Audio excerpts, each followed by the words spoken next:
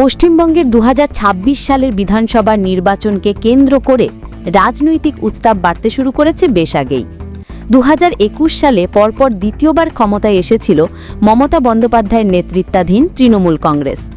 ২০২৪ সালের লোকসভা নির্বাচনে বিজেপির রাজ্যে প্রত্যাশিত ফল করতে না পারলেও তারা লক্ষ্য স্থির করেছে ২০২৬ সালের বিধানসভা নির্বাচনে তৃণমূলকে ক্ষমতাচ্যুত করা এবং বহুদিনের স্বপ্ন পূরণ করে বাংলার শাসনভার নিজেদের হাতে নেওয়া।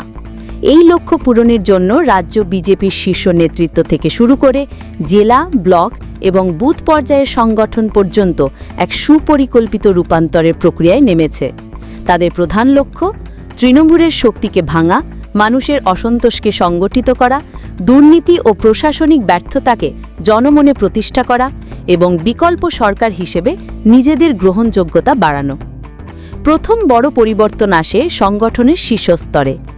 বিজেপি কেন্দ্রীয় নেতৃত্ব, বিশেষ করে অমিত শাহ, জেপি নাড্ডা এবং বিজেপির রাজ্যের দায়িত্বপ্রাপ্ত সংগঠক মঙ্গল পাণ্ডের নির্দেশে সংগঠনকে নতুনভাবে ঢেলে সাজানোর প্রক্রিয়া শুরু হয়।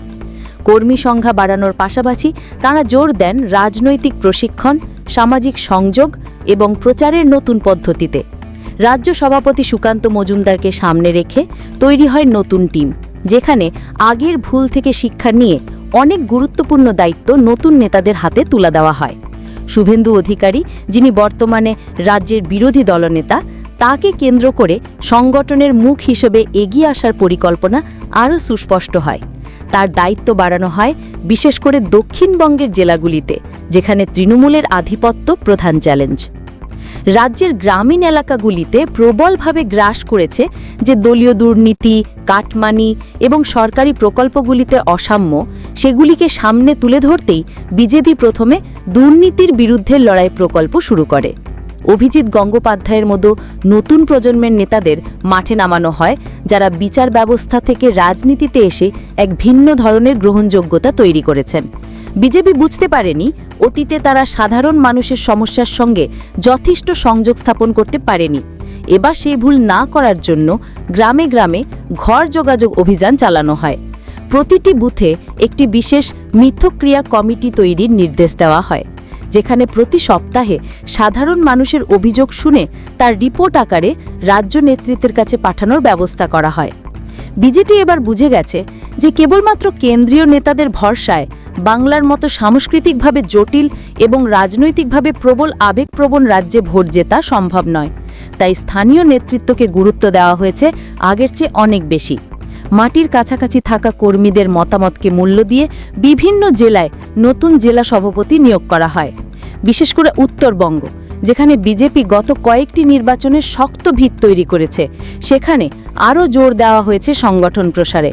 অরুণ সিং, দিলীপ ঘোষ, জন বার্লার মতো উত্তরবঙ্গের জনপ্রিয় নেতাদের নিয়ে মেঘালয় মডেলের মতো অঞ্চলভিত্তিক কৌশল তৈরি করা হয়, যেখানে প্রতিটি জেলার সমস্যাকে আলাদা করে তুলে ধরা হবে এবং সেই অনুযায়ী প্রার্থী নির্বাচন করা হবে।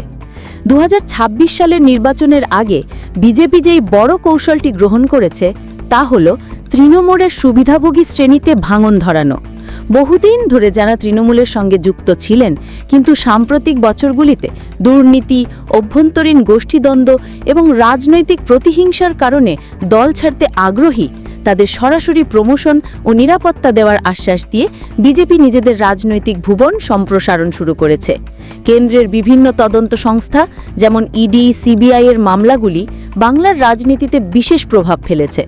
বিজেপি চেষ্টা করেছে এই মামলাগুলিকে রাজনৈতিক প্রচারের হাতিয়ার হিসেবে ব্যবহার না করে আইনের প্রক্রিয়া বলে তুলে ধরতে, যাতে সাধারণ মানুষ মনে না করেন যে এটি রাজনৈতিক প্রতিশোধ।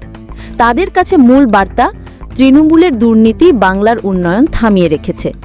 যদিও তৃণমূল এই অভিযোগ বারবার অস্বীকার করে, রাজ্যের মুখ্যমন্ত্রী মমতা বন্দ্যোপাধ্যায় ব্যক্তিগতভাবে এই প্রশ্নের জবাব দিতে বহুবার সমাবেশে ওঠেন, কিন্তু বিজেপি প্রচারের নতুন মডেল তৈরি করেছে, যেখানে তারা প্রশাসনিক ব্যর্থতার তালিকা, ছবি, ভিডিও, সোশ্যাল মিডিয়া ক্লিপ, ছোট সংবাদচিত্র এবং মাঠ পর্যায়ের বাস্তব উদাহরণ দিয়ে উপস্থাপন করছে।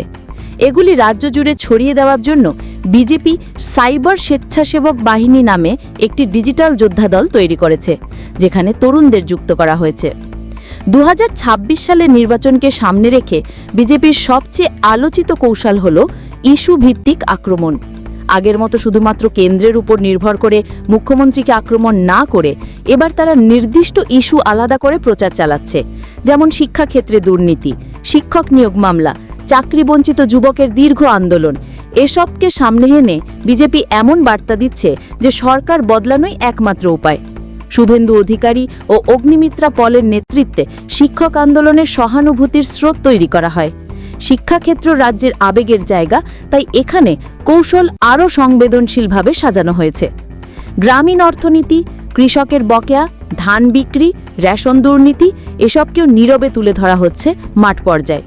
বিজেপি দেখেছে এসব ইস্যুর প্রভাব সাধারণ মানুষের দৈনন্দিন জীবনে সরাসরি পড়ে, তাই এগুলিকে ব্যবহার করে তৃণমূল আমাদের অধিকার কেড়ে নিচ্ছে ধরনের প্রচার চালানো হয়েছে। মুকুল রায়ের মতো পুরনো নেতাকে, যদিও তিনি রাজনৈতিকভাবে এখন অতটা সক্রিয় নন, কৌশলগতভাবে ব্যবহার করার পরিকল্পনাও বিজেপির মধ্যে আলোচিত হয়েছে, কারণ তার প্রশাসনিক নেটওয়ার্ক এখনও বহু এলাকায় কার্যকর। বিজেপির আরেকটি বড় কৌশল হল মুসলিম ভোট ব্যাংকের একটি অংশকে লক্ষ্য করে ডিলিমিটেড আউটরিচ। এবার যে মুসলিম ভোট সম্পূর্ণভাবে তৃণমূলের দখলে রয়েছে, সেই ধারণা ভাঙার জন্য বিজেপি সংখ্যালঘু সম্প্রদায়ের মধ্যে নতুন সাংগঠনিক সেল গঠন করেছে। তাছাড়া কেন্দ্রীয় প্রকল্পগুলির বাস্তব সুবিধাভোগীর তথ্য সংগ্রহ করে তারা দেখাচ্ছে যে অনেক মুসলিম পরিবারও এসব প্রকল্প থেকে সরাসরি উপকৃত হয়েছে। এটি বিজেপির কৌশলী প্রচারের অংশ, যাতে ধর্মীয় মেরুকরণে নির্ভর না করে সামাজিক উন্নয়নের বার্তা দেওয়া যায়। 2026 সালের আগে বিজেপি তাদের প্রচারের ভাষা বদলেছে। আগের মতো অতিরিক্ত উত্তেজনাপূর্ণ ধর্মীয় আবহের বক্তৃতা কমিয়ে প্রশান্ত, নীতিনিষ্ঠ এবং প্রশাসনিক ব্যর্থতাকে লক্ষ্য করে বক্তব্য রাখা হচ্ছে। কেন্দ্রীয় নেতৃত্ব নীরবে বুঝিয়েছে বাংলার রাজনৈতিক সংস্কৃতি অতি আক্রমণাত্মক প্রচার পছন্দ করে না।